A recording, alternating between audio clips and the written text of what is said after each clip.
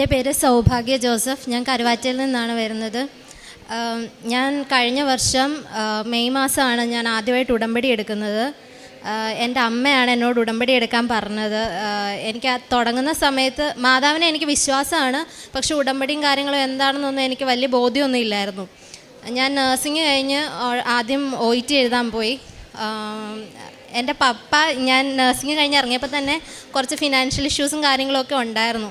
അതിൻ്റെ കൂടെ OETയും കൂടെ പഠിച്ച് എക്സാം ഫീസും കൂടെ ഒക്കെ ആയപ്പം കുറച്ചുകൂടെ ബുദ്ധിമുട്ടിലായി. അപ്പോൾ എൻ്റെ നിർബന്ധമായിട്ട് എനിക്ക് ആദ്യത്തെ അറ്റംപ്റ്റിൽ തന്നെ പാസ്സായാലേ എല്ലാം ഒന്ന് ശരിയാവുള്ളായിരുന്നു. അപ്പോൾ എക്സാം ഡേറ്റ് എടുത്തു. ഞാൻ 2 മാസം പഠിച്ചു. 3-ാമത്തെ മാസം എക്സാം ബാച്ചിൽ കയറി എക്സാം ഡേറ്റ് എടുത്തു.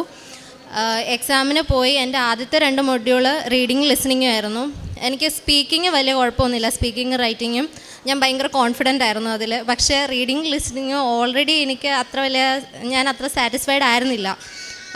എങ്കിലും മാതാവിനെ ഹെൽപ്പ് ചെയ്യുന്നൊരു ബോധ്യത്തോടെയാണ് ഞാൻ ഡേറ്റ് എടുത്ത് എക്സാം എഴുതാൻ പോയത്. എക്സാമിന് ചെന്ന് എൻ്റെ റീഡിങ് ലിസണിങ് തുടങ്ങിക്കഴിഞ്ഞപ്പോൾ എനിക്ക് ഒരു വയ്യാഴിക പോലെയൊക്കെ ഫീൽ ചെയ്തു. എനിക്ക് എക്സാമിൽ കോൺസെൻട്രേറ്റ് ചെയ്യാൻ പറ്റിയില്ല. എനിക്ക് പറയുന്നതൊന്നും കേൾക്കാൻ ക്ലിയർ അല്ലായിരുന്നു. കുറേ ഞാൻ ആൻസർ ചെയ്യാതെ ഞാൻ കുറേ ഓപ്ഷൻസ് വിട്ടു. റീഡിങ്ങും അതുപോലെ തന്നെ ഞാൻ കുറേ ആൻസർ ചെയ്യാതെ വിട്ടു. അപ്പം ഞാൻ ഉറപ്പിച്ചു എനിക്ക് എന്തായാലും കിട്ടാൻ പോകുന്നില്ല. ഒത്തിരി നന്നായിട്ട് പഠിക്കുന്ന പിള്ളേർക്ക് തന്നെ OET IELTS ഒന്നും കിട്ടുന്നില്ല. അപ്പം പ്രാക്ടീസ് ടൈമിൽ തന്നെ ആണെങ്കിലും എനിക്ക് റീഡിങ് ലിസണിങ്ങിന് മാർക്ക് മേളിലോട്ട് കയറുന്നില്ലായിരുന്നു. പിന്നെ ഞാൻ റൈറ്റിംഗ് കൂടെ കഴിഞ്ഞ് ഒന്ന് സെറ്റായി. പിന്നെ സ്പീക്കിംഗ് ഉച്ച കഴിഞ്ഞായിരുന്നു. അത്യാവശ്യം കുഴപ്പമില്ല എന്നുള്ള രീതിയിലായപ്പോൾ എനിക്ക് ഇച്ചിരി കൂടെ താമസിച്ചായിരുന്നു എൻ്റെ സ്പീക്കിങ്ങിന് കയറുന്നതിന് തൊട്ട് മുമ്പ് എൻ്റെ മേല് വിറയ്ക്കാൻ തുടങ്ങി. മേല് വരയ്ക്കുമ്പോൾ നമുക്ക് ഓഡിയോ റെക്കോർഡ് ചെയ്യും. അപ്പോൾ അതിനകത്ത് നല്ലതായിട്ട് ഞാൻ സംസാരിക്കുമ്പോഴാണെങ്കിലും എവിഡൻ്റായിട്ട് അറിയാൻ പറ്റുന്നുണ്ടായിരുന്നു ഞാൻ വിറയ്ക്കുന്നത്. ഞാൻ അകത്ത് കയറി കഴിഞ്ഞ് എനിക്ക് പോയിൻറ്റ്സ് ഒന്നും കാണാൻ പറ്റുന്നില്ലായിരുന്നു. എനിക്കൊന്നും സ്ട്രെസ്സ് കാരണമാണോ എന്ന് എനിക്കറിയില്ല. എനിക്കൊന്നും കാണാൻ പറ്റുന്നില്ല. എനിക്ക് എന്താ പറയണ്ടേന്ന് അറിയത്തില്ലായിരുന്നു. ഞാൻ ഒരിക്കലും പ്രതീക്ഷിച്ചില്ല. എൻ്റെ ഓപ്പോസിറ്റ് ഇരുന്ന എൻ്റെ സാർ ഒത്തിരി ഹെൽപ്പ് ചെയ്തു. എനിക്ക് അങ്ങോട്ട് ആൻസർ നോക്കാതെ തന്നെ ആൻസർ ചെയ്യാൻ പറ്റുന്ന രീതിയിൽ പുള്ളിക്കാരൻ തന്നെ ഇങ്ങോട്ട് എനിക്ക് ഓരോ കാര്യങ്ങൾ ചോദിച്ചു. അങ്ങനെയാണ് ഞാൻ എൻ്റെ സ്പീക്കിങ് കംപ്ലീറ്റ് ചെയ്തത്. ഞാൻ ഇറങ്ങി വന്നപ്പോൾ അമ്മയോട് പറഞ്ഞു, അമ്മ എനിക്ക് ശരിയായില്ല, എഴുതിയതൊന്നും എനിക്ക് കിട്ടുമെന്ന് തോന്നുന്നില്ല എന്ന് പറഞ്ഞു. പിന്നെ ഞാൻ എല്ലാ ദിവസവും മാതാവിനോട് പ്രാർത്ഥിക്കും, മാതാവേ എനിക്കിതിൽ കിട്ടിയില്ലെങ്കിൽ എൻ്റെ പപ്പ നന്നായിട്ട് ബുദ്ധിമുട്ടും, എനിക്കത് കാണാൻ പറ്റത്തില്ല. ഞാൻ എവിടെ എക്സ്പീരിയൻസിന് കയറാതെയാണ് ഞാൻ OET പഠിക്കാൻ പോയത്. അത് കാരണം എൻ്റെ കയ്യിലും അങ്ങനെ ഫിനാൻസും കാര്യങ്ങളൊന്നും ഇല്ലായിരുന്നു അവരെ ഹെൽപ്പ് ചെയ്യാനായിട്ട്. അത് കഴിഞ്ഞ് ഞാൻ റിസൾട്ട് വരുന്നതിന് മുന്നേ ഒരു ഹോസ്പിറ്റലിൽ കയറി. ഞാൻ പഠിച്ചത് ഹൈദരാബാദിലാണ്. അവിടെ തന്നെ ഒരു ഹോസ്പിറ്റലിൽ കയറി. എൻ്റെ റിസൾട്ട് വന്ന് ഞാൻ OET പാസ്സായി. എനിക്ക് ഉറപ്പുണ്ട് അതെൻ്റെ കഴിവ് കൊണ്ടല്ല. എന്താണെന്ന് വെച്ചാൽ എൻ്റെ 4 മൊഡ്യൂളും ഞാൻ അത്രയും മോശമായിട്ടാണ് ചെയ്തത്. ഞാൻ കാശ് രൂപം കൊണ്ടുപോയിട്ടുണ്ട്. ഞാൻ അതിൻ്റെ ഇടയ്ക്കെല്ലാം മാതാവിനോട് പ്രാർത്ഥിച്ചു, മാതാവേ എനിക്കറിയത്തില്ല, ഞാൻ ആദ്യമായിട്ടാണ് OET അങ്ങനെ ഒരു സെറ്റപ്പിൽ എക്സാം എഴുതുന്നത്. ബാത്റൂമിൽ പോകുമ്പോൾ പോലും പാസ്പോർട്ടൊക്കെ ചോദിച്ചു പോയപ്പം ഞാൻ നന്നായിട്ട് പേടിച്ചായിരുന്നു.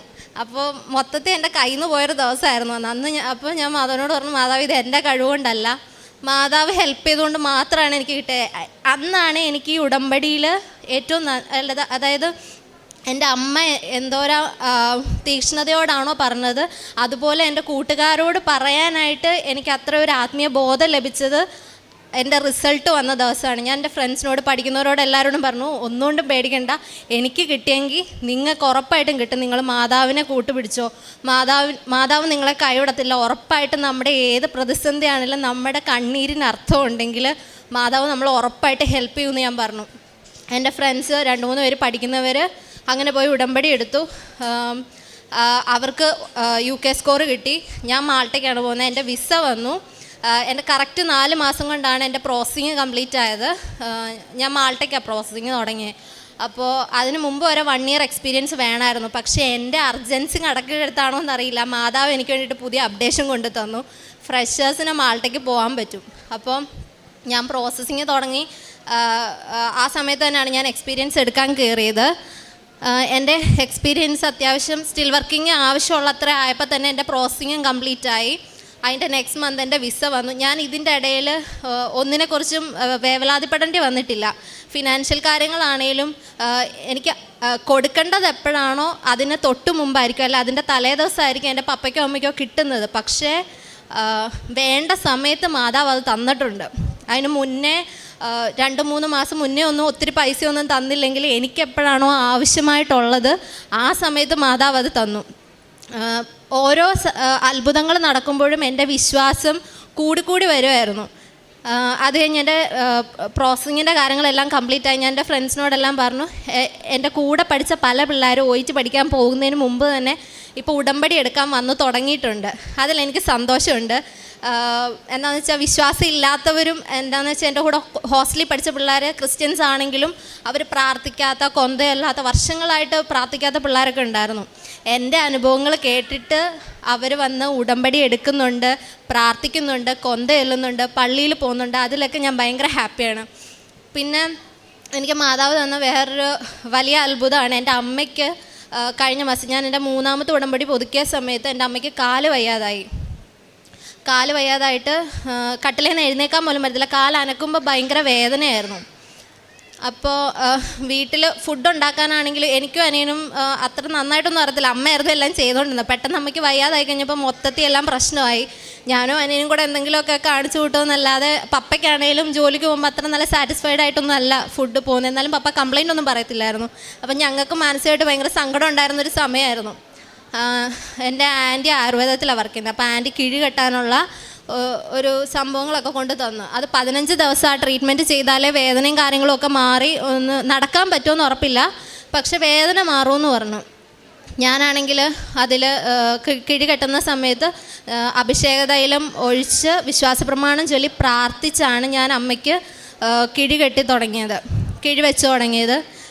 അമ്മയ്ക്ക് 4ാമത്തെ ദിവസമായപ്പോൾ അമ്മയുടെ വേദന മുഴുവൻ മാറി. അമ്മ നടക്കാൻ തുടങ്ങി. ആയുർവേദമാണ്, താമസം എടുക്കും ഒരു റിസൾട്ട് കിട്ടണമെങ്കിൽ. പക്ഷേ ആ 15 ദിവസം പോലും അതിന് വേണ്ടി വന്നില്ല. 4 ദിവസം ആയപ്പോൾ എൻ്റെ അമ്മയ്ക്ക് വേദന മാറി, അമ്മ നടക്കാൻ തുടങ്ങി. അത് ഭയങ്കര വലിയ അത്ഭുതമായിരുന്നു. അത് ഞങ്ങളുടെ അവിടുത്തെ ആൻറ്റിമാരൊക്കെ ആണെങ്കിലും വന്നിട്ട് പറഞ്ഞു, ഇതിപ്പോൾ അങ്ങനെ ചെയ്തവരൊക്കെ ഉണ്ട്, ആ കിഴി ചെയ്തവരുണ്ട്. പക്ഷേ അത് ആ മരുന്നിൻ്റെ ബലമല്ല, ഇത് മാതാവ് അത്ഭുതം പ്രവർത്തിച്ചതാണെന്ന് പറഞ്ഞു. അതുപോലെ തന്നെ എൻ്റെ പപ്പയും അനിയനും വർഷങ്ങളായിട്ട് സൺഡേ പള്ളി പോകത്തില്ലായിരുന്നു. ഞായറാഴ്ച പള്ളി പോകത്തില്ല.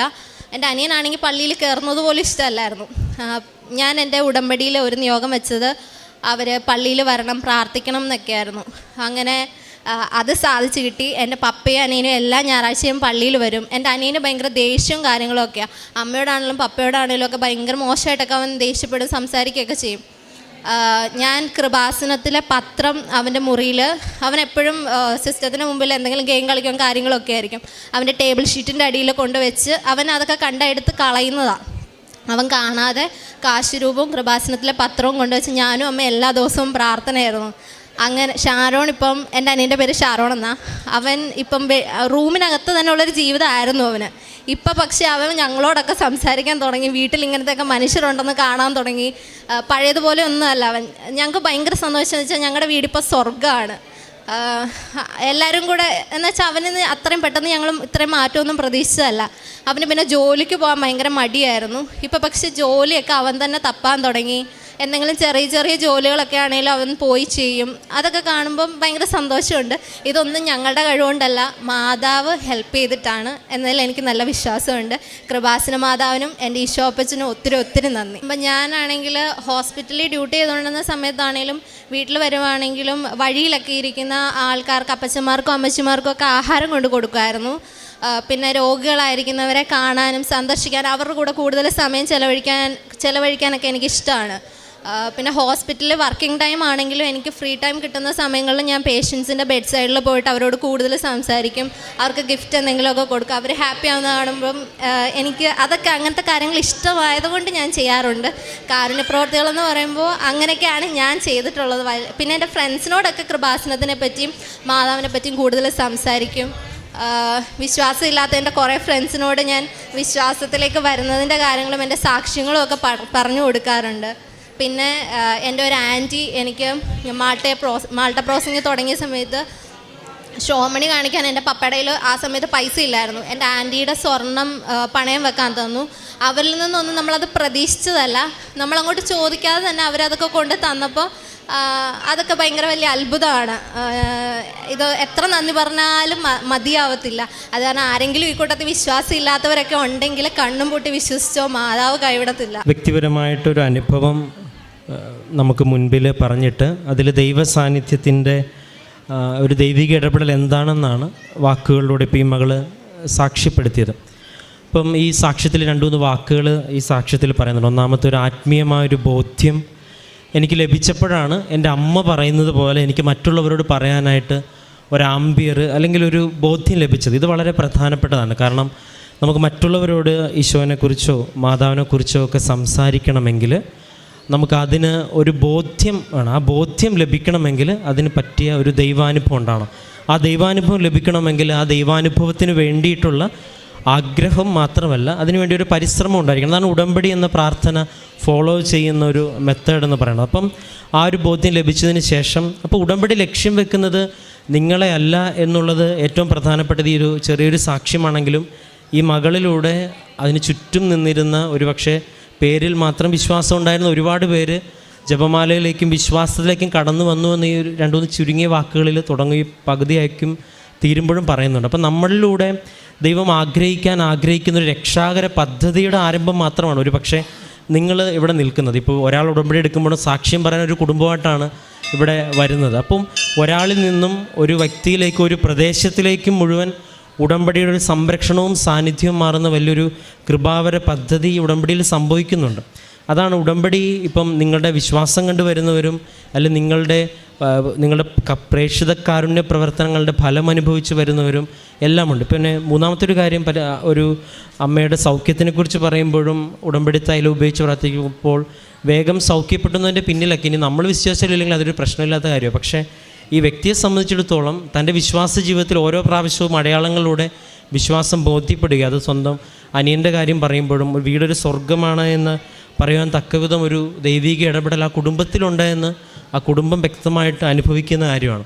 അപ്പം ഒരു അമ്മ ഒരു കുടുംബത്തെ, ഒരു വ്യക്തിയെ ഏറ്റെടുക്കുമ്പോൾ ആ വ്യക്തിയിലൂടെ എത്രയേറെ പേരുടെ ജീവിതത്തിലാണ് കടന്നു ചെല്ലുന്നത് എന്നുള്ളതാണ് ഉടമ്പടിയുടെ ശക്തി. ഉടമ്പടിയെടുത്ത വ്യക്തിയല്ല, ആ വ്യക്തി കടന്നു ചെല്ലുന്ന ഇടങ്ങളിലെ അവർ ചെയ്യുന്ന പ്രവർത്തനങ്ങളുടെയും അവർ മൂലം വരുന്ന മാറ്റങ്ങൾ. അപ്പം ചെറുപ്പക്കാരായിട്ടുള്ള ഇത്തരത്തിലുള്ള വിദ്യാർത്ഥികൾ നമ്മുടെ മുമ്പിൽ ഈ സാക്ഷ്യം പറയുമ്പം ഇപ്പോൾ അവസാനം ഈ മകൾ പറഞ്ഞ പോലെ കണ്ണു അടച്ച് ഈ ഒരു വിശ്വാസത്തിലേക്ക് കടന്നു വരണമെന്ന് ഈ വലിയ മാതാപിതാക്കൾ മക്കളോട് പറയുന്നതിന് പകരം ഇപ്പം മക്കളൊക്കെ നമ്മളോട് ഒരു വിശ്വാസത്തിൻ്റെ അനുഭവം വെച്ച് പറയുവാൻ തക്കവിധം ഇവർ ഉയർത്തിയ പരിശുദ്ധ അമ്മയ്ക്കും ഒപ്പം ഇവർക്ക് ലഭിച്ച ആ ബോധ്യത്തിനും വിശ്വാസത്തിൻ്റെ എല്ലാ തുറവയ്ക്കും നമുക്ക് കരങ്ങളടിച്ച ദൈവത്തിൻ്റെ നാമം മഹത്വപ്പെടുത്താം.